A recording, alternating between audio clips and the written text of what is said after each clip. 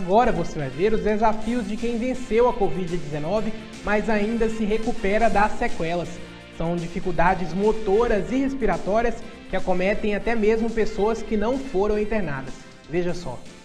Ainda falta um pouco de força para Kleber, mas passo a passo ele vai recuperando a plena capacidade dos pulmões e dos músculos. Os exercícios são necessários depois que o motorista de 46 anos ficou 15 dias internado por causa da Covid, sendo 8 em UTI. Depois do susto, ele se sente cada dia melhor. Todo dia um leão. Eu mato um leão. Todo dia eu tô melhorzinho. Eu levanto, tomo banho sozinho. Mas aqui, é porque eu peço, né? Não, deixa aqui eu. Mas sempre tem, nunca sozinho. A fisioterapeuta não força nada. Ela sabe o limite do paciente. Tudo aqui é feito sem pressa, mas com satisfação de ver o resultado acontecendo. É uma coisa que vai ser a longo prazo, não tem como. Ele vai voltar a trabalhar, mas é super importante ele continuar fazendo um acompanhamento, né? Com o pneumologista, uma caminhada para ele fortalecer, tudo no limite dele. Mas a alegria de ver a recuperação aqui é imensa. Aqui no ginásio de reabilitação, os pacientes têm tudo o que eles precisam para recuperar as funções motora e respiratória.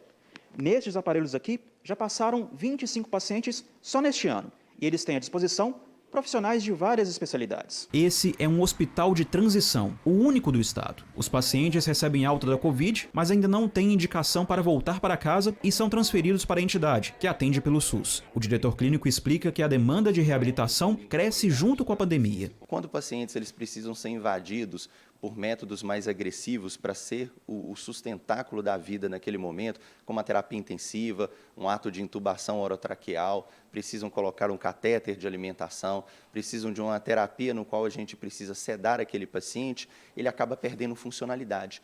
Muitas vezes, depois dessas terapias, esses pacientes perdem a capacidade de andar, perdem a capacidade de respirar de maneira autônoma. Então, esses pacientes, muitas vezes, eles podem recuperar a sua funcionalidade antes de retornar para casa.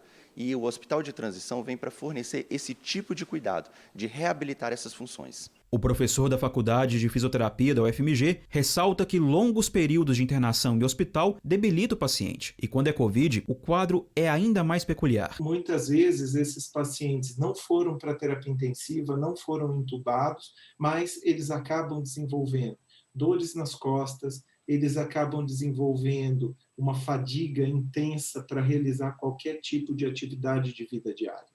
Nós temos relatos de pacientes jovens.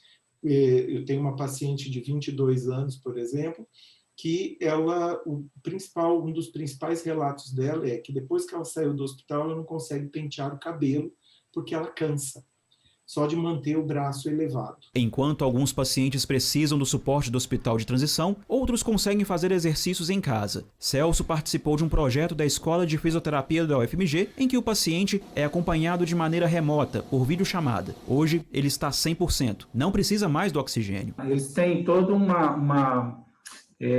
cronograma de trabalho, todo um protocolo de exercícios, né, voltado para a atividade aeróbica e de fortalecimento de braços e pernas e de pulmão, é assim, impressionante. Então, eu notei, assim, com poucas sessões, eu já notei assim, uma melhora considerável. A gente tira o paciente do quadro agudo, do quadro de fadiga, do quadro de perda de força muscular e da perda de funcionalidade.